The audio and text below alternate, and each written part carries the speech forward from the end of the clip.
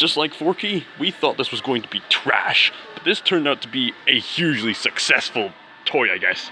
It's astounding they can make a sequel that doesn't necessarily surpass Toy Story 3, but does ask essential questions. Like, what do you do when your purpose is fulfilled? What is it that you need? And this film was the perfect way to answer that question. Guess a friendship never dies? Hello, Scotsmaya here, and today I'm going to teach you how to make a Forky from Toy Story 4. Even though it's a spork, seriously, I think that character should be called Sporky. See, mixture of a spoon and a fork equals spork. Even a confused robot can get that better than you can. But hey ho, who am I to question it if it was named by Bonnie? For those of you who don't know, Forky is the new character in the latest installment of the Toy Story franchise. The plot is that Bonnie is moving up in her education and she's feeling rather nervous. So she creates a companion that she needs in order to get through it. Made with arts and crafts and love, this new toy comes to life and the poor soul is confused as to whether it's toy or trash. Much like how we first thought with this movie, am I right? The now more kind-hearted Woody encourages Forky to know that it's a toy, but I'm getting ahead of myself. Back to how Forky was actually made. I must firstly say that if a kindergartner can make a Forky, why can't I? What you first need is a spork, and I happened to come across one on the ground. Seriously, people need to sort their rubbish out better. Then after that, you collect yourself some googly eyes and some lollipop sticks from some local craft stores. My personal arts and crafts shop of choice being Hobbycraft. Although I went to Tesco's as well for this one. Then you get yourself some red fluffy wire, I can't remember what it's called. Some small strips of red and blue plasticine, or modeling clay as you Americans call it. And lastly, you need some kind of white moldy stuff, which in the film I believe is chewing gum, which is gross. So instead, I'm just going to go with some glow-in-the-dark colored plasticine.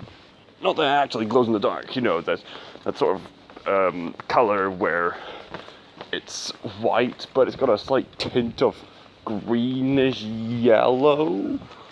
That kind of plasticine, I'm sorry, it doesn't glow in the dark. Firstly, you simply just snap your lollipop sticks in two and mold the aforementioned yellowish-green plasticine.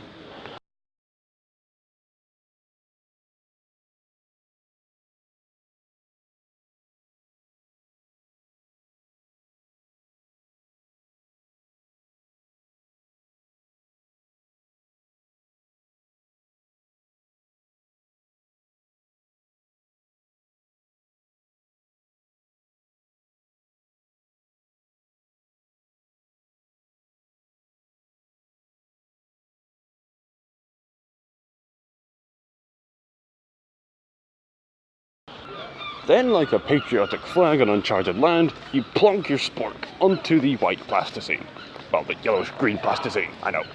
Then you establish Forky's soul by giving him a face. Unless you want a slender Forky.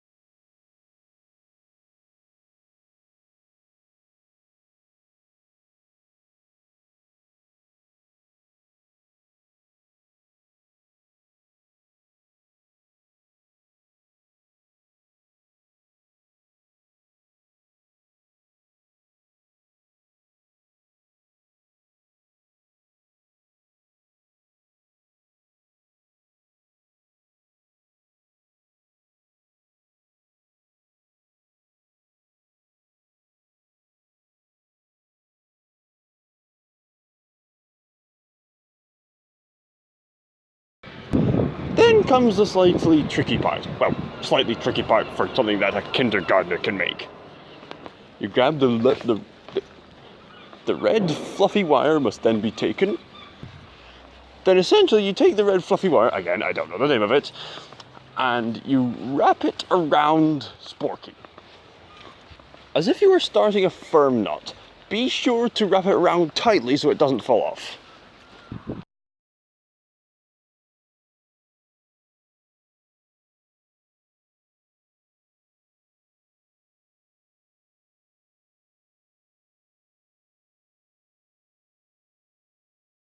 Then you take the ends of this red fluffy wire and form them into 3-fingered hands.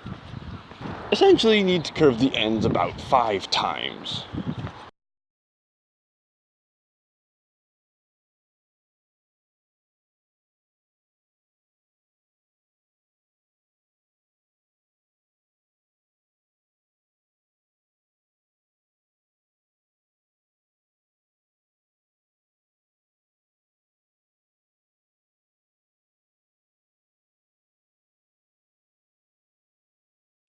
Then finally it's a simple case of the cheeks.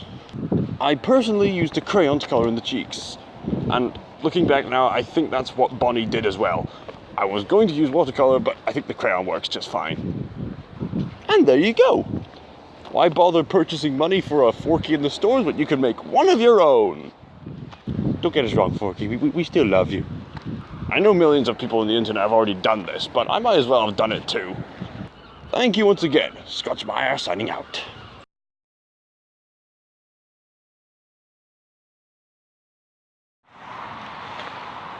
I want to talk about Toy Story 4. Because talk about a surprise hit. When I first heard of the mere concept of Toy Story 4, I had the exact same thought as everyone else. Oh, it's just another pointless cash grab. They're milking it down. You're beating a dead horse. Or maybe a dead bullseye. That got dark. Everyone, including myself, thought, why? Toy Story 3 was the perfect conclusion to a trilogy. It's finished. You're done. You're over the hill. The purpose of your film series is done. Andy's story arc is complete. And looking back now, the Pixar team must have known that they weren't going to live up to Toy Story 3. Because what they did was shockingly genius. They essentially stepped forward and just blatantly asked, yes, well, what happens when your purpose is done? What more is there to it? What do you do when your purpose is done? Oh, we're taking this route? Yep, we're talking about existential crisis. Also, looking back now, I suppose all the story arcs were complete except for one, Woody himself. This film boldly dares to ask such philosophical questions about what we need. What do we need when our purpose is fulfilled? What do you need? So, dare I say it, we needed Toy Story 4. We didn't want it, but you know what? Looking at the philosophical questions it asks, I think we needed it. And you know what? Thank God that this film is actually on par with the rest of the Toy Story series. Let's get the elephant out of the room. Is it as good as Toy Story 3? No. Is it good? It's surprisingly great. It's astounding at how subject matter this bleak and philosophical can still be presented in such a fun and colourful way. Because believe me, an existential crisis is not fun.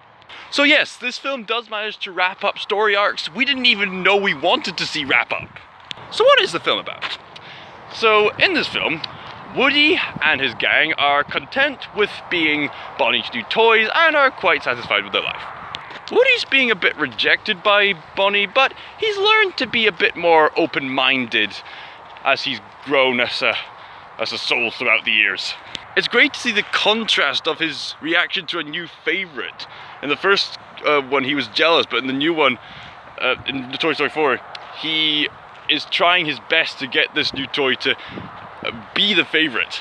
Essentially, it's time for Bonnie to move up in her next step of education, and she gets really nervous, which prompts her to create a new friend, literally made from arts and crafts, a new toy whom she's humbly named Forky.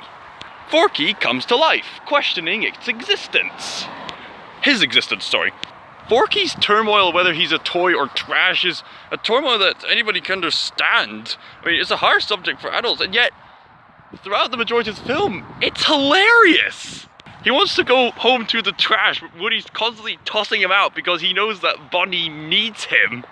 So eventually, during a field trip, Forky can't take it anymore and he leaps out the caravan window during the field trip, prompting Woody to go after him and go on another adventure of laughs, tears, and all that good stuff you'd expect from a Toy Story movie. Going back to Bonnie, as first starting on the adventure, Woody tells Forky about what it means to be a toy in his whole life, and then Forky comes to realize how much Bonnie needs him. Forky's character is done quite quickly. But again, looking back, I think it's meant to reflect on Woody. I think this whole film serves as a character study of Woody himself. During some antics in the carnival and the playground and the antique shop, he encounters this sympathetic girl named Gabby, I'll get to her later, reunites with Bo Peep, who seems to have been coping well over the years.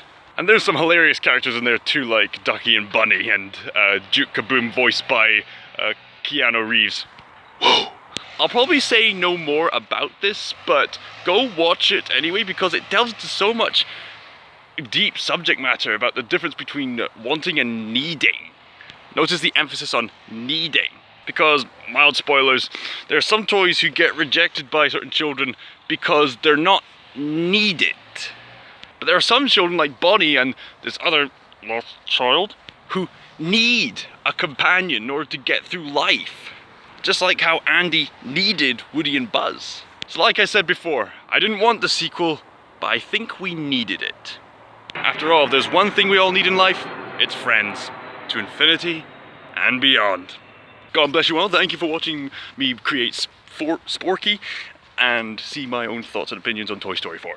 Thank you. Until next time, Scott Tobiah, signing out. Whoosh. New toys! New toys! Yay! My name's Woody. Howdy, howdy, howdy. Trash.